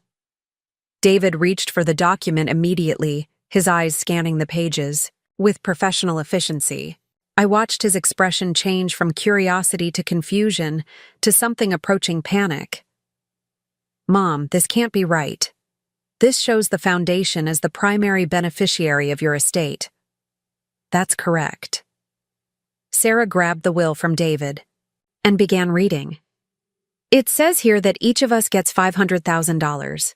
$500,000. That's it? That's a substantial amount of money by most people's standards. Marcus was reading over Sarah's shoulder, his face pale. Mom, under your old will, we were each getting over $60 million. You're talking about reducing our inheritance by more than 90%. I'm talking about redirecting my assets toward people and causes that align with my values. David stood up abruptly, his composure finally cracking. This is insane, Mom. You're giving away our inheritance to fund scholarships for strangers. I'm using my money to help deserving young people get educations they couldn't otherwise afford. People who appreciate opportunities rather than expecting them. Sarah's marketing training kicked in as she attempted to negotiate. Mom, if you want to support education, that's wonderful. But couldn't you donate, say, 20% of your estate and still leave substantial amounts for family? I could do that, but I choose not to. Why not? Marcus demanded. We're your children. Doesn't that count for something? Being my children gives you my love, not my money. Love is unconditional. Financial support is not. So you're punishing us, David said. This is about Barcelona, isn't it? You're destroying our futures because we missed one family vacation. I felt a familiar flash of anger, but I kept my voice steady. This isn't punishment, David. This is clarity. Barcelona wasn't an isolated incident. It was a perfect example of how you've learned to treat me. You see me as a resource to be managed, rather than a person to be cherished. That's not true, Sarah protested. We love you, Mom. Do you? When was the last time you called just to see how I was doing? When did you last visit without wanting something? When have you ever asked about my dreams, my fears, my hopes for the future? The silence that followed was answer enough. They couldn't respond because they had never developed the habit of seeing me as a complete person with my own emotional needs and aspirations. Marcus tried a different approach. Mom, even if we haven't been perfect children, don't you want to provide security for your grandchildren? They didn't do anything wrong. The grandchildren will each receive $50,000 when they turn 25. That's seed money for their adult lives, not a substitute for developing their own capabilities. $50,000 won't pay for college, Sarah said. No, but it will give them options and opportunities. Their parents can save for their college educations the same way I saved for yours. David was pacing now, his financial mind clearly calculating the magnitude of what he was losing. Mom, do you understand what you're doing? You're taking away generational wealth that could secure our families for decades. I'm ensuring that my wealth goes to people who will use it to build something meaningful rather than people who see it as an entitlement they've earned by being born. We didn't earn it by being born, Sarah said. We earned it by being your children, by loving you, by being part of your family. Have you loved me, Sarah? Or have you loved what I could provide for you? When you call me, do you want to hear about my life? Or do you want to tell me about your problems and ask for my help solving them? She opened her mouth to protest, then closed it again. The truth was uncomfortable but undeniable. Marcus pulled out his phone and began typing furiously. I'm calling Jennifer. She's not going to believe this. The kids' college funds, our retirement security, everything we've been planning for. Marcus, you're 39 years old. Most people don't have wealthy parents to fund their retirement and their children's education. They figure it out through work, saving, and careful planning. But we're not most people, he said. We're your family. We thought family meant something to you. Family does mean something to me. It means loving people enough to help them become independent, capable adults, rather than enabling them to remain financially dependent on their parents forever. David stopped pacing and turned to face me with an expression I had never seen before.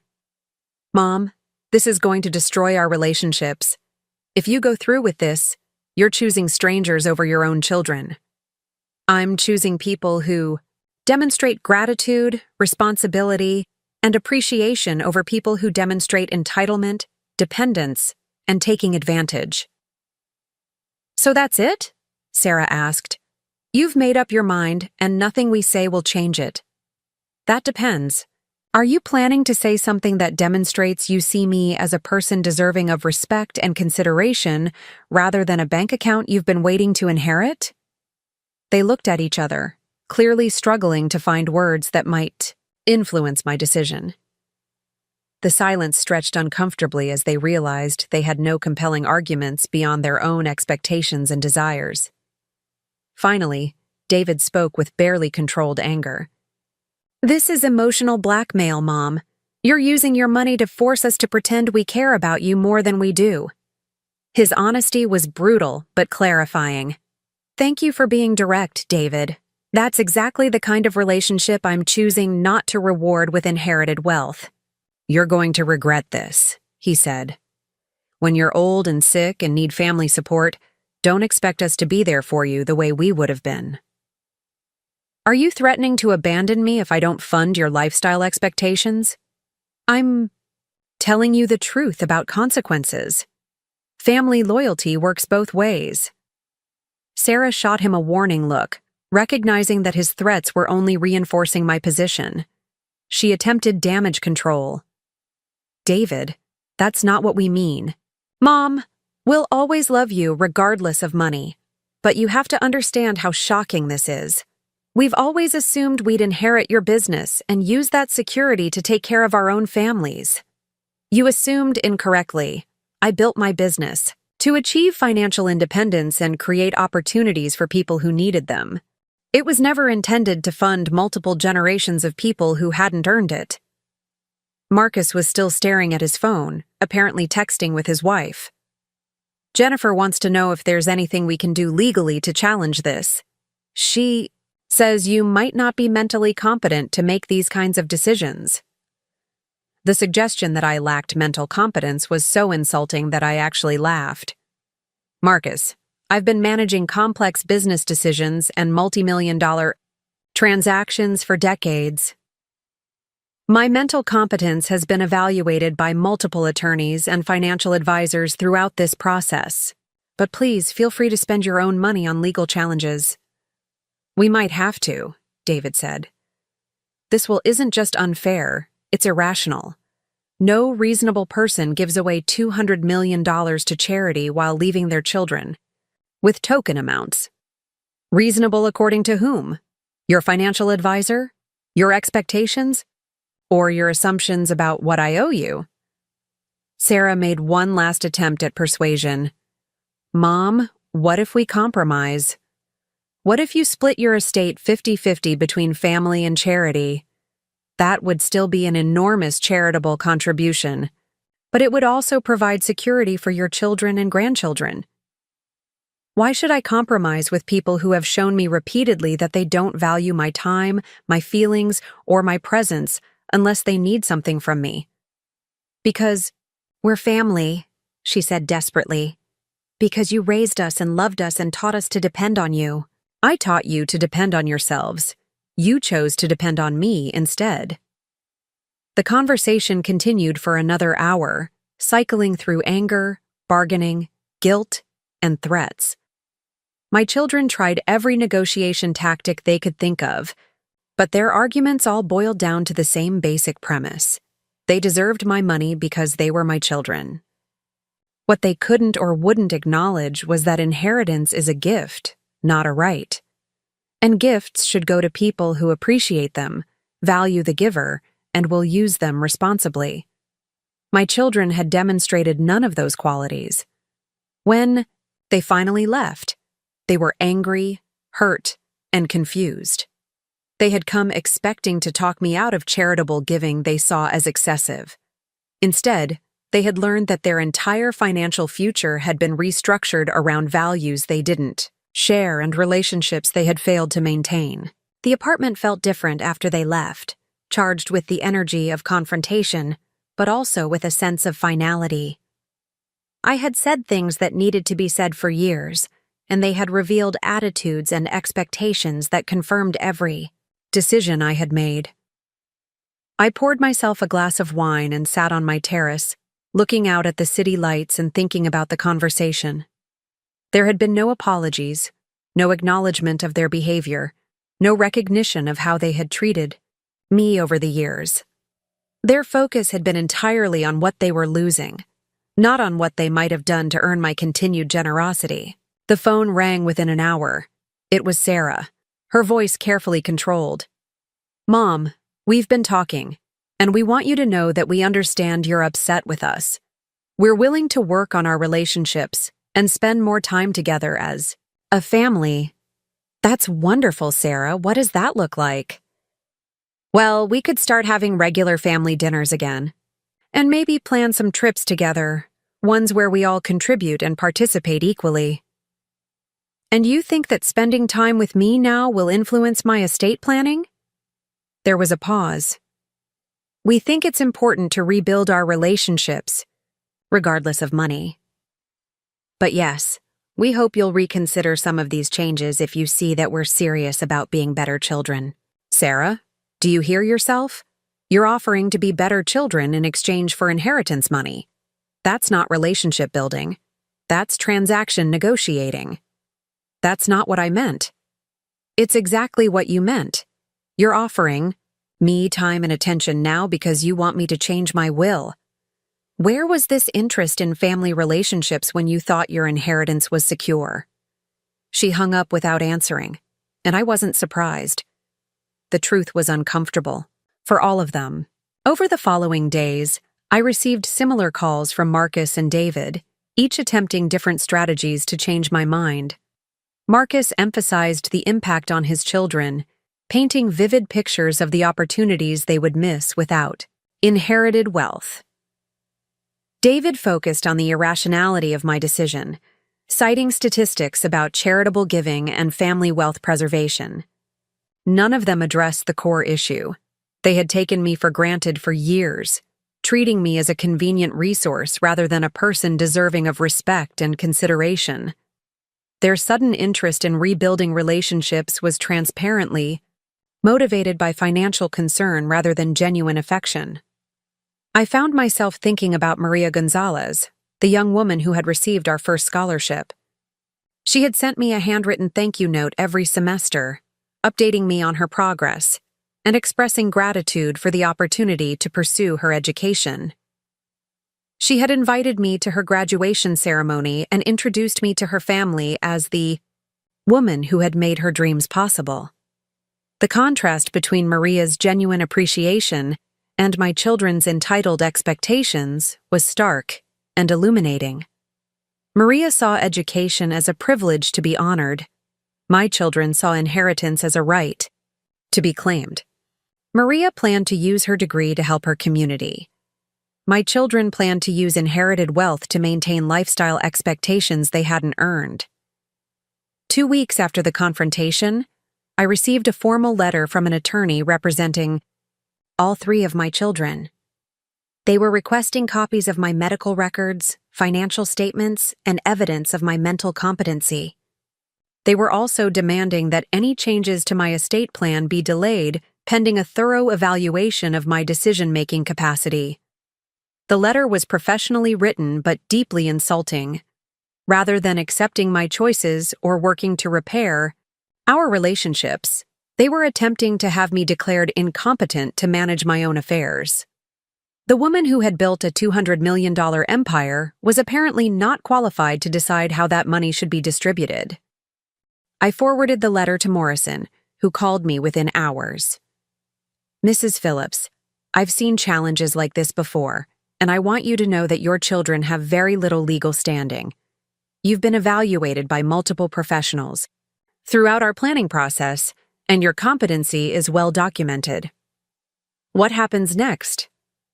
They can request hearings and evaluations, but it will be expensive and ultimately unsuccessful.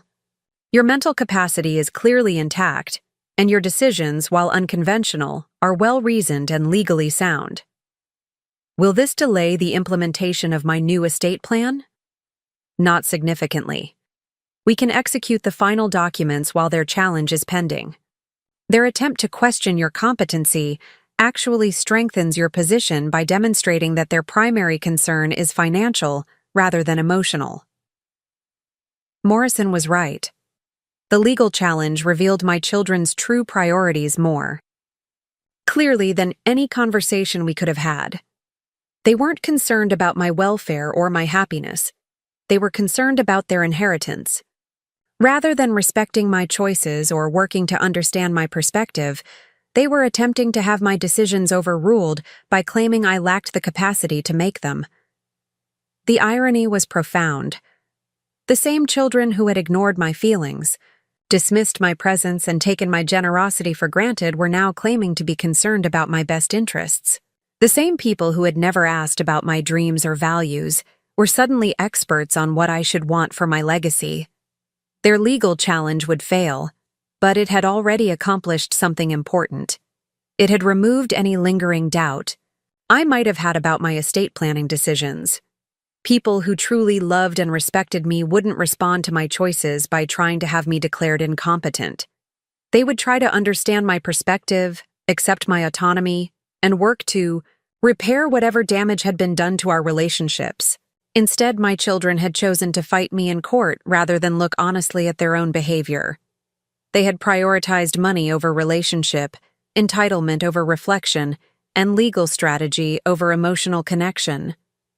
As I signed the final estate planning documents in Morrison's office the following week, I felt a sense of peace and resolution. My $200 million fortune would be used to help deserving young people achieve their educational dreams, fund medical research that could save lives, and support women entrepreneurs building their own success stories. My children would receive enough money to pay off their debts and start fresh, but not enough to avoid the character-building challenges of earning their own way in the world. My grandchildren would receive seed money for their adult lives, but they would learn the value of work, saving, and personal responsibility. Most importantly, my legacy would reflect my values: education, opportunity, hard work, and appreciation. The foundation would continue funding scholarships long after I was gone, helping thousands of young people who understood that opportunity is a gift to be treasured, not an entitlement to be claimed. They had forgotten me at the airport gate because they saw me as disposable, convenient, and unworthy of basic consideration. Now my $200 million estate would remember people who demonstrated the values they had failed to show: respect, gratitude, and genuine appreciation for the opportunities life provides. The confrontation was over. The legal documents were signed, and my legacy was secure. I had chosen to invest in people who would honor my memory through their achievements, rather than people who had dishonored my life through their neglect. It was the most important business decision I had ever made, and I was confident it was the right one. 2 years had passed since the confrontation in my living room, and the transformation in my life had been more profound than I could have imagined. The legal challenge my children had mounted failed spectacularly, with the court not only upholding my mental competency, but also awarding me attorney fees for what the judge called a frivolous attempt to manipulate estate planning through baseless allegations. The Phillips Foundation for Educational Excellence had grown beyond my most optimistic projections. We had awarded scholarships to over 300 students, funded research programs at 5 universities, and established mentorship networks that connected our scholarship recipients with successful professionals in their chosen fields. The foundation's offices occupied an entire floor of a downtown building, staffed by dedicated professionals who shared my vision of education as the great equalizer. My personal life had flourished in ways I never anticipated during those lonely years of being taken for granted. Grace and I had traveled together to art workshops in Tuscany and Provence, painting watercolors of landscapes that captured not just scenery, but also the joy of pursuing passions without apology. Robert and I had developed a relationship that balanced intellectual companionship with genuine affection, proving that meaningful connections were possible at any age when both people approached them with authenticity and mutual respect. The book club had evolved into a close-knit group of friends who celebrated each other's achievements and supported each other through challenges. When Margaret had her hip replacement surgery, we organized meal deliveries and transportation to appointments without anyone asking or expecting compensation. When Dorothy's husband died suddenly, we surrounded her with the kind of emotional support that comes from people who genuinely care about each other's well-being. These relationships felt fundamentally different from the family dynamics I had previously accepted as normal. My friends valued my opinions, sought my advice, and offered their own insights in return. They remembered details about my life, asked follow-up questions about things I had mentioned in previous conversations, and made space for my experiences in our shared time together.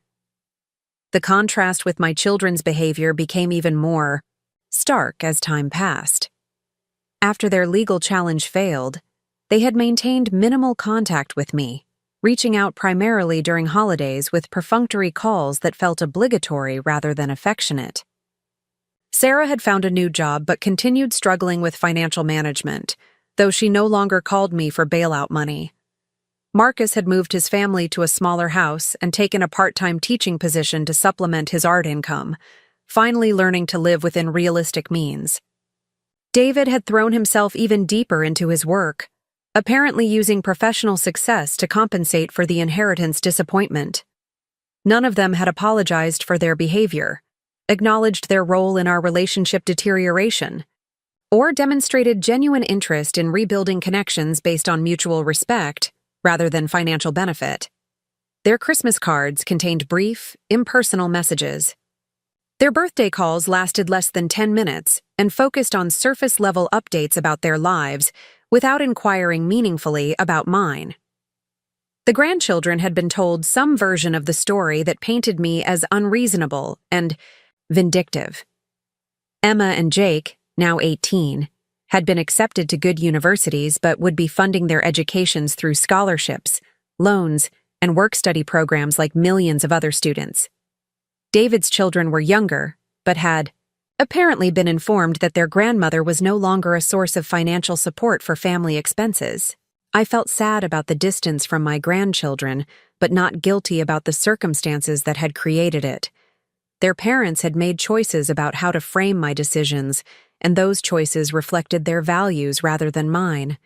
I had offered to maintain relationships with the grandchildren that weren't dependent on money, but their parents had made clear that such relationships weren't welcome unless they came with financial benefits.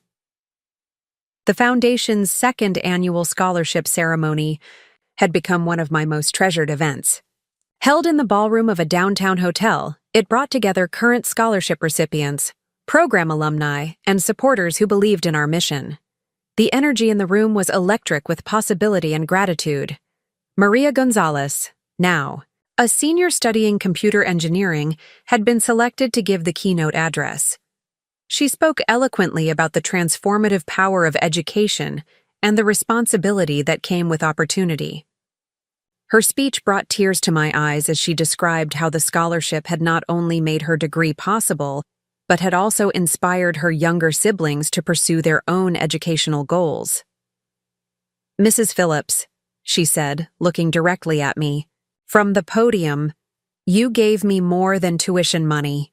You gave me the confidence to believe that my dreams were worth pursuing and the security to focus on learning rather than worrying about basic survival.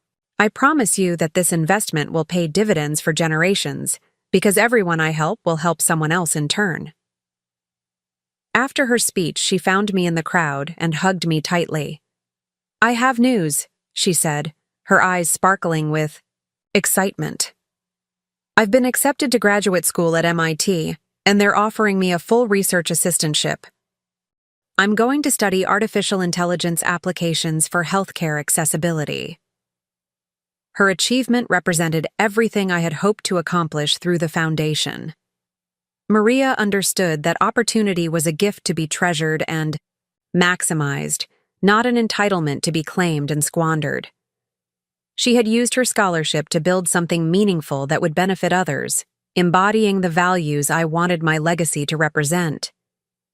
That evening, as I sat in my penthouse reflecting on the scholarship ceremony, I received an unexpected call from David. His voice carried a tone I hadn't heard in years, something between resignation and curiosity. "Mom, I saw the news coverage of your scholarship event. It looked like quite a celebration." It was wonderful. These young people are remarkable, and their achievements make me proud of how my money is being used. I've been thinking about our last conversation, and I wanted to say something. I waited, curious about where this was leading. I was angry for a long time about your estate plan. I felt like you were punishing us for not being perfect children. But watching the scholarship program succeed, seeing what these kids are accomplishing, I'm starting to understand what you were trying to tell us. His words surprised me. What do you think I was trying to tell you? That we had been taking you for granted, that we saw you as a resource instead of a person, that we never learned to appreciate what we had because we always assumed it would be there. The acknowledgement was more than I had expected from any of my children. That's exactly right, David. I've been successful in my career, Mom, but I realize now that I was also planning to be successful as your heir. I was counting on inherited wealth to provide security and options that I should have been creating for myself. And now? Now I'm focused on building something that's genuinely mine. It's harder but also more satisfying.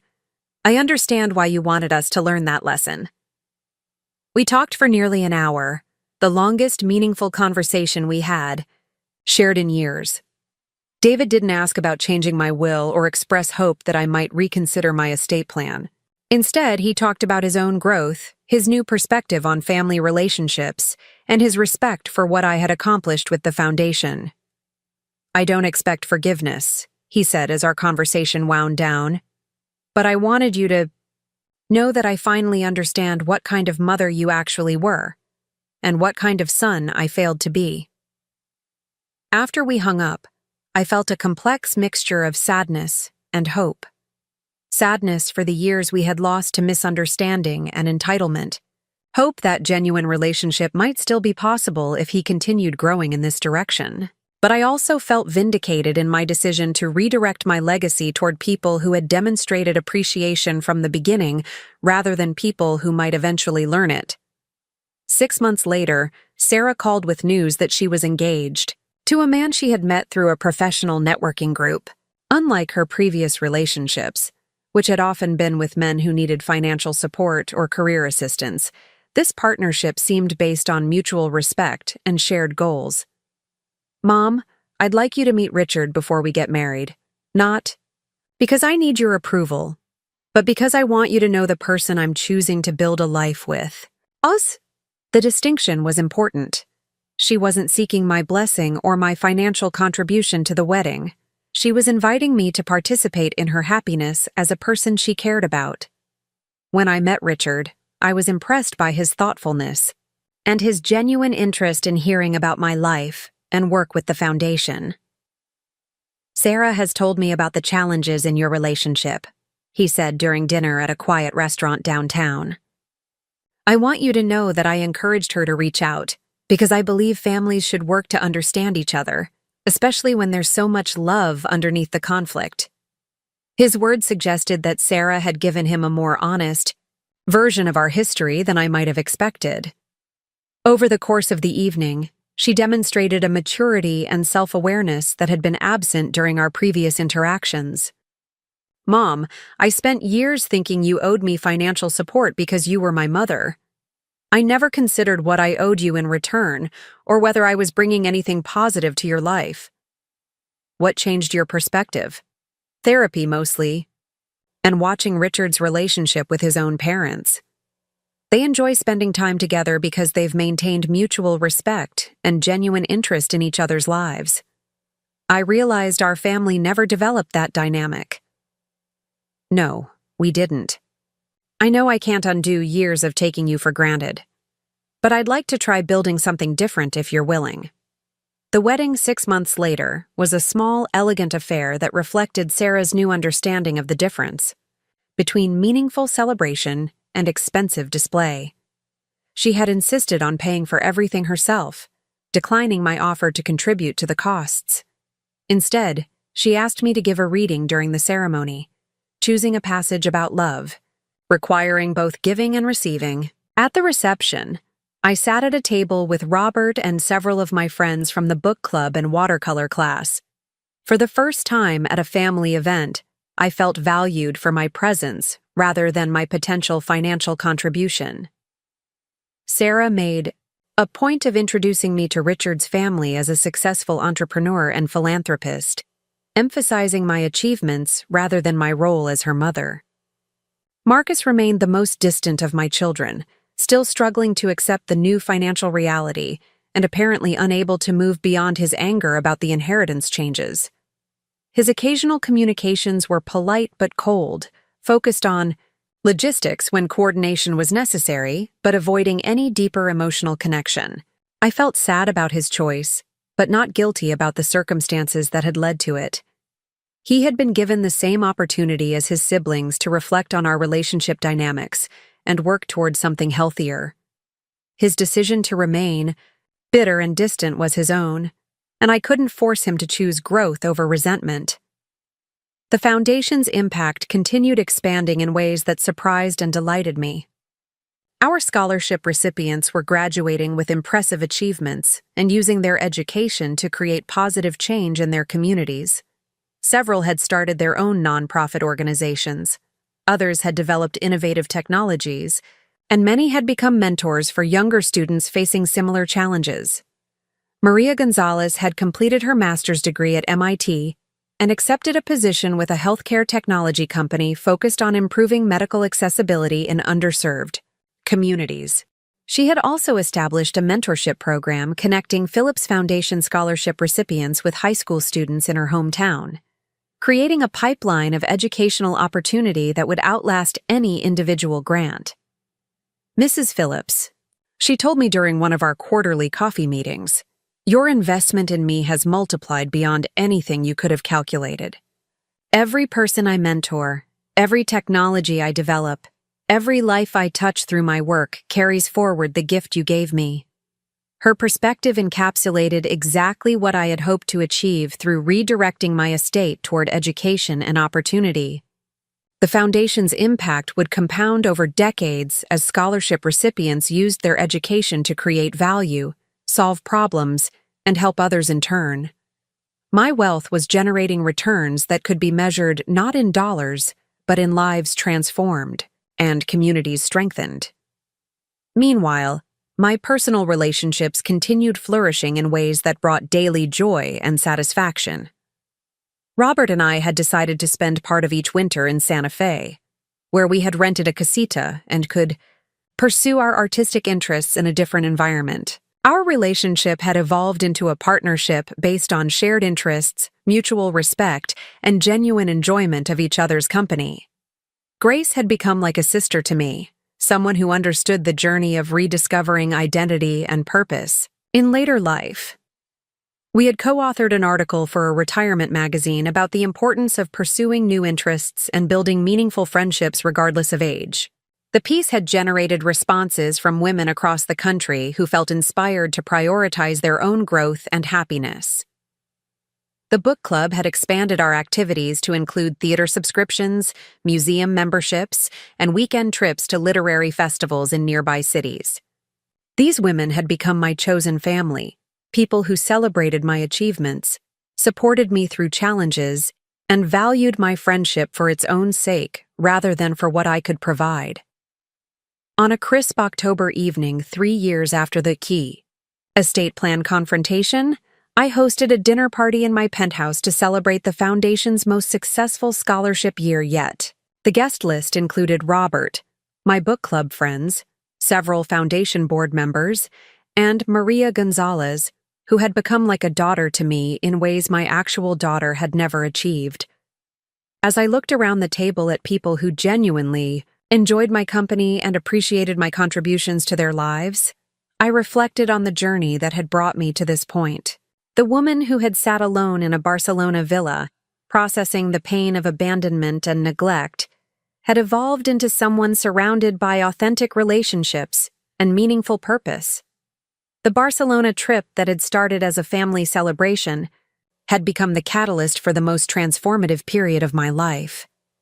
Being forgotten at the airport gate had forced me to confront uncomfortable truths about my relationships and my own complicity in accepting less than I deserved. The Foundation had distributed over $100 million in scholarships and grants, changing thousands of lives and creating ripple effects that would continue for generations. The remaining $100 million would ensure the Foundation's work continued long after my death, providing educational opportunities for deserving students who understood the value of the gifts they received. My children had received their modest inheritances and used them differently, according to their individual characters. David had invested his $500,000 wisely and seemed to be building genuine wealth through his own efforts. Sarah had used her inheritance as a down payment on a house she could afford on her own salary, finally learning to live within her means. Marcus had spent his inheritance quickly and continued struggling financially, but that was his choice to make. The grandchildren were pursuing their educations through the same combination of scholarships, loans, and part-time jobs that had built character in students for generations. Emma had earned academic scholarships that covered most of her tuition, while Jake had chosen a state school and was working summers to minimize his debt. They were learning the value of education by having to earn it, just as I had hoped. As the evening wound down and my guests prepared to leave, Maria lingered to help with cleanup and to share some exciting news. She had been offered a position as a program officer with a major foundation focused on educational equity, an opportunity that would allow her to help design and implement scholarship programs for other organizations. "I learned from the best," she said, hugging me goodbye. "You showed me that philanthropy isn't just about giving money. It's about investing in people who will multiply the impact of your generosity." After everyone had gone and I was alone, in my penthouse, I poured myself a glass of wine and stepped out onto the terrace. The city lights twinkled below me, and I could see the building where the Foundation offices operated, continuing the work I had started even when I wasn't there to oversee it. I thought about the letter I had written to myself in the weeks after, returning from Barcelona, when I was first beginning to understand the changes I needed to make. In that letter, I had promised myself that I would stop accepting relationships that diminished me and start building a life that honored my worth as a complete person. Looking back, I could see how thoroughly I had kept that promise. My estate plan reflected my values rather than other people's expectations. My time was spent with people who appreciated my company rather than people who saw me as useful. My energy went toward activities that brought me joy and fulfillment rather than obligations that drained me without reciprocal benefit. The transformation hadn't been easy or immediate. There had been moments of doubt, periods of loneliness, and the ongoing sadness of estranged family relationships. But the alternative had been continuing to accept being taken for granted, enabling entitled behavior, and measuring my worth by my usefulness to people who didn't genuinely value me. My phone buzzed with a text message from David. "Saw the Foundation's annual report online. Incredible impact, Mom. You should be proud of what you've built." It was a small gesture, but it represented the kind of acknowledgement I had craved for years. Recognition of my achievements and values rather than focus on what I could provide for others. I responded with a simple, "Thank you. It means a lot to hear that." Our relationship would never be what it might have been if we had developed mutual respect and genuine connection earlier. but it was becoming something honest and sustainable based on who we actually were rather than who we had pretended to be. As I prepared for bed that night, I felt the deep satisfaction that comes from a life lived according to one's own values and priorities. I had spent my final decades building relationships based on mutual appreciation, supporting causes that aligned with my beliefs, and creating a legacy that would continue making a positive impact long after I was gone. The airport gate where my family had forgotten me had been a moment of profound humiliation and heartbreak, but it had also been the beginning of my liberation from relationships that diminished me, and the start of a journey toward authentic connection and meaningful purpose. They had forgotten me when it was convenient for them, treating me as disposable when my presence became an inconvenience. In response, I had chosen to remember people who demonstrated appreciation, respect, and genuine care for others. My $200 million estate would fund opportunities for people who understood the value of what they received and would use it to create positive change in the world. The Phillips Foundation for Educational Excellence would continue, operating for decades, maybe centuries, helping deserving students achieve their dreams and build meaningful careers. Every scholarship recipient would carry forward not just their own success, but also the responsibility to help others in turn, creating an endless cycle of opportunity and achievement. My children had taught me an invaluable lesson about the difference between being loved and being useful, between genuine relationship and convenient transaction. That lesson had freed me to build a life filled with authentic connections, meaningful work, and daily joy. I had forgiven them for their behavior, but I had not forgotten the lessons it taught me about my own worth and the importance of surrounding myself with people who saw me as more than a checkbook with a pulse. The foundation would be my lasting response to their forgetfulness, a reminder that appreciation and respect generate far better returns than entitlement and taking advantage. As I drifted off to sleep in my beautiful penthouse, surrounded by photos of scholarship recipients and artwork created with my own hands, I felt the peace that comes from a life lived with integrity and purpose. Tomorrow would bring new opportunities to support deserving students, enjoy meaningful friendships, and continue building a legacy based on my values rather than other people's expectations. The woman who had been forgotten at the airport gate had learned to remember herself, and that memory had created ripples of positive impact that would continue long after she was gone. It was the most valuable inheritance she could have left, worth far more than any amount of money could ever be. Up next, you've got 2 more standout stories right on your screen. If this one hit the mark, you won't want to pass these up. Just click and check them out.